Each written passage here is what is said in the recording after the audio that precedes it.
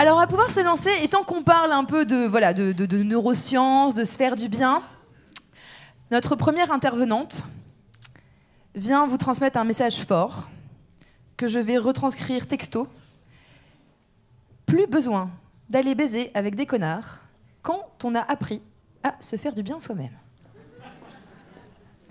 Voilà, en gros, en résumé, c'est un petit éloge de la masturbation. Voilà, on va le dire simplement. Et aussi de voir comment la masturbation est un véritable outil pour la gestion de l'anxiété. Hein ? Petite interaction avec le N+2, tu fais une pause aux toilettes, tu reviens, t'as le sourire, t'es détendu, t'es super bon en CNV, tranquille. Voilà. Parce qu'on fait effectivement de l'éducation populaire et ça passe aussi par ça, on apaise les rapports sociaux au travail. Voilà. Donc, mesdames et messieurs, sous vos applaudissements, Marianne, s'il vous plaît.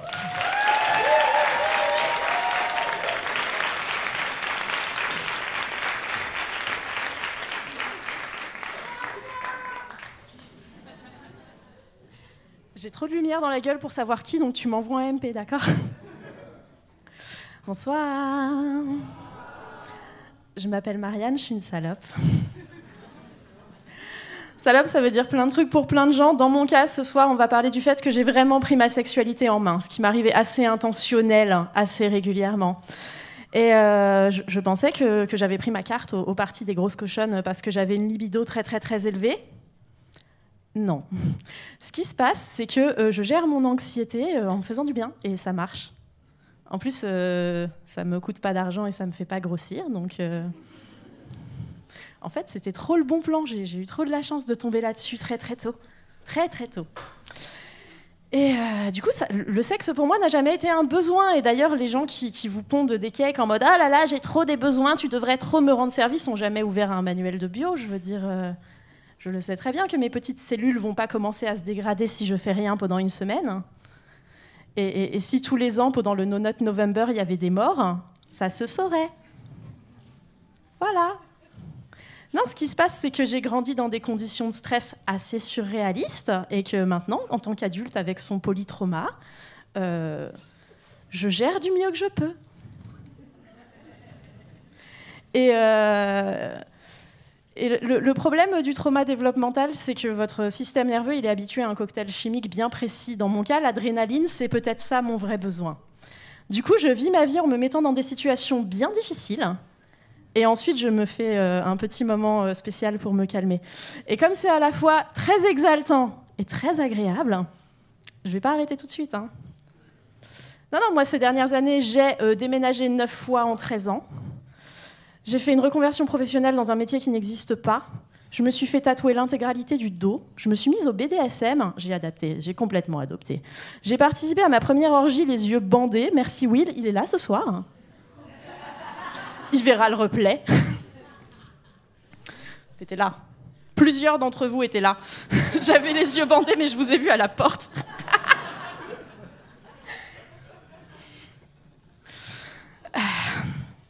Qu'est-ce que j'ai fait d'autre comme bêtises ? Oui, j'ai fait tous les jeux à haute adrénaline que j'ai pu trouver, regardé tous les documentaires de True Crime, mais je me suis aussi à un moment trouvé une passion pour la broderie, parce que la perspective de peut-être me poignarder le doigt plusieurs fois par seconde... exaltant. Et je dois reconnaître que pendant de longues années de ma vie, j'avais tendance à me remettre sur les autres pour me fournir mes orgasmes réguliers, mais j'en suis pas fière, mais il faut me comprendre, on n'empouvoire pas beaucoup les jeunes femmes sur la gestion de leur corps. Et il faut reconnaître qu'à l'ère des applis, on peut vivre en permanence, renouveler tout le temps un drama relationnel absolument incroyable. Vous pouvez passer votre vie de crush en déception, en lapin, en super sympa mais très mauvais au lit et jamais vous emmerder. En fait, avec autant de drama et autant de scènes de cul, avec un casting aussi canon, je pense que je suis un show HBO incarné dans 1m56. Et j'ai des amis qui continuent à me payer des verres pour que je continue à leur raconter ce qu'ils appellent mes aventures. Donc sérieusement, la métaphore tient jusqu'au bout.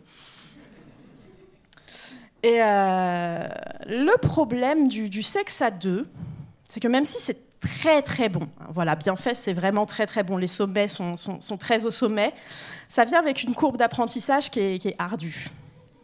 La première fois est généralement moins bonne que la 10e. Et tout le monde n'est pas assez sécure pour recevoir un feedback constructif.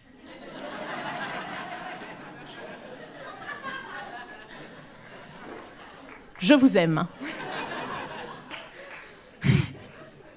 Donc on sait qu'au bout du chemin, si tout se passe bien et qu'on arrive à apprendre ensemble, c'est les feux d'artifice dans ta chambre à coucher, un son et lumière dignes de Versailles, les aurores boréales à tout moment. Un jour j'ai cru voir la Voie lactée, mais en fait c'était beaucoup plus près.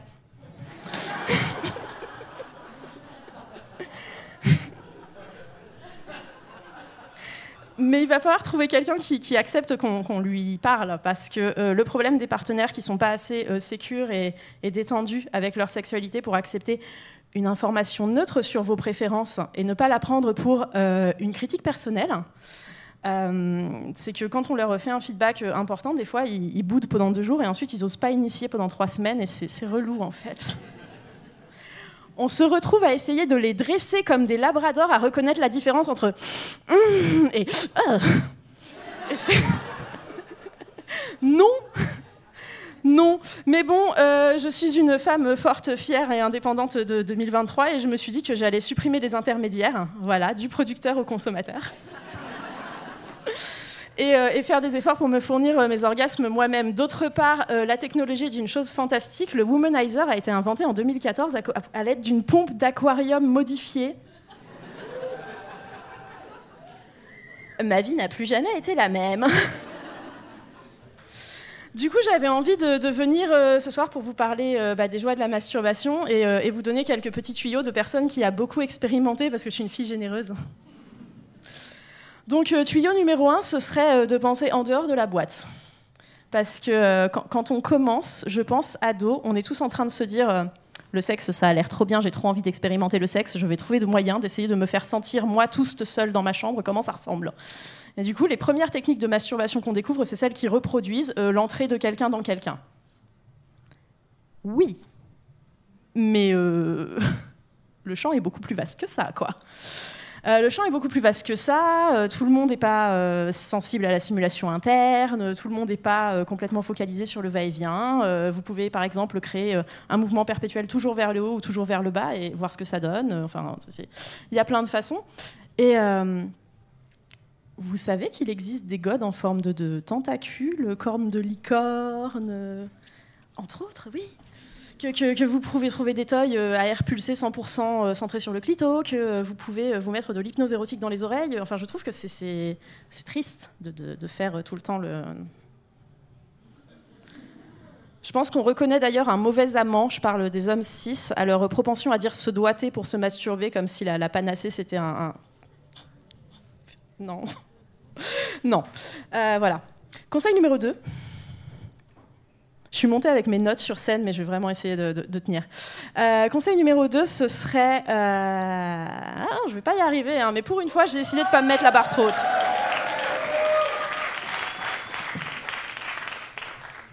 Je vous aime toujours. Continuez le temps que je scrolle.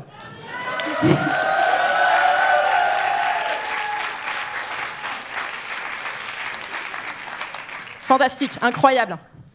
Conseil numéro 2, oui, des piles de rechange dans la table de nuit.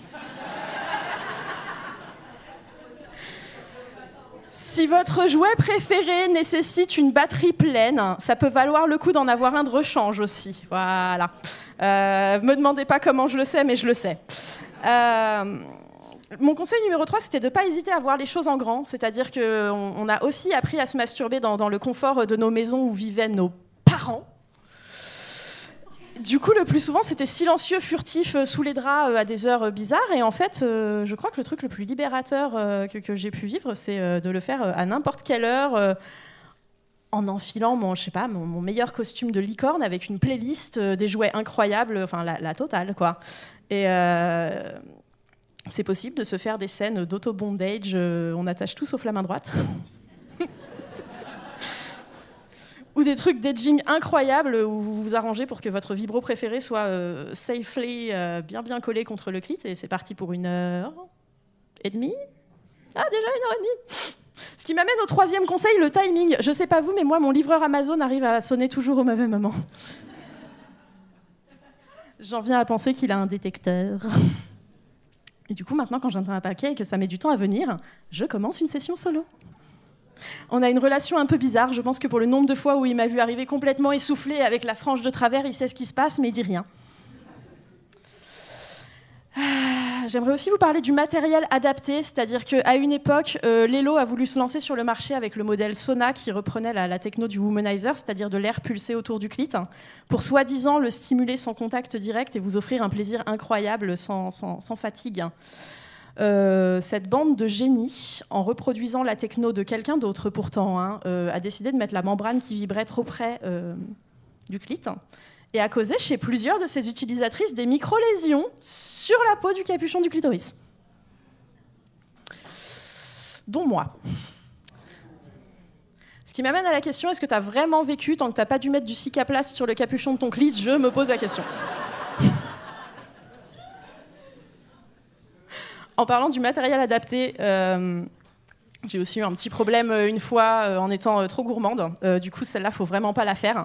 Quand vous avez votre toy préféré et que ça se passe bien avec et qu'il n'y a jamais de problème avec et que vous y êtes bien habitué, la tentation pourrait se pointer de prendre le modèle au-dessus. Et dans mon cas, le modèle au-dessus, ça voulait dire 2 cm plus épais. Saviez-vous que les orgasmes sont accompagnés de contractions du périnée ? Et que du coup, il était absolument possible de se luxer la chatte lors d'un orgasme avec un toy trop large.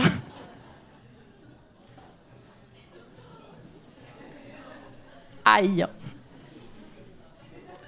Donc, si vous les voulez plus gros, il faut aussi les prendre malléables. Voilà, les bonnes marques de luxe vous proposent des échelles de densité. C'est bien d'en tirer parti, je conseille de ouf. On m'a aussi soufflé avant que je monte sur scène qu'il faut jamais, jamais, jamais, jamais oublier le lube, même quand on est pressé. C'est vrai. Même toute seule, même pour une session rapide. Et je voulais vous raconter la fois où j'ai vraiment vécu les sommets de l'angoisse existentielle et du je sens qu'il va m'arriver une connerie le jour où je me sentais ambitieuse et j'ai tenté une dilatation avec le jouet des grands jours. Et j'ai eu besoin d'éternuer. Ce moment de pure angoisse existentielle est aussi, et je sais que physiquement c'est pas possible, les mathématiciens dans la salle ne faites pas les maths, ils sont pas bons, mais je me suis imaginé le toy se faire éjecter, la base ventouse se coller sur le mur d'en face, et moi le jour de mon état des lieux de sortie expliquer à mon propriétaire quel était ce nouveau porte-manteau design. Non mais ça peut être très fun tout seul. Et comme on l'avait dit en intro, l'avantage quand on sait bien s'amuser tous seul, c'est qu'on n'est pas obligé d'aller rencontrer des gens nuls au cas où. Parce que ça fait longtemps, dans le doute. Et ça, j'aime bien ça. Parce que... est-ce que j'ai le temps de leur raconter mon pire date de cette année ? Oh, je vous le mettrai en story, j'ai pas le temps. Vous avez été absolument fabuleux, je vous aime très fort. Et on se retrouve à la prochaine.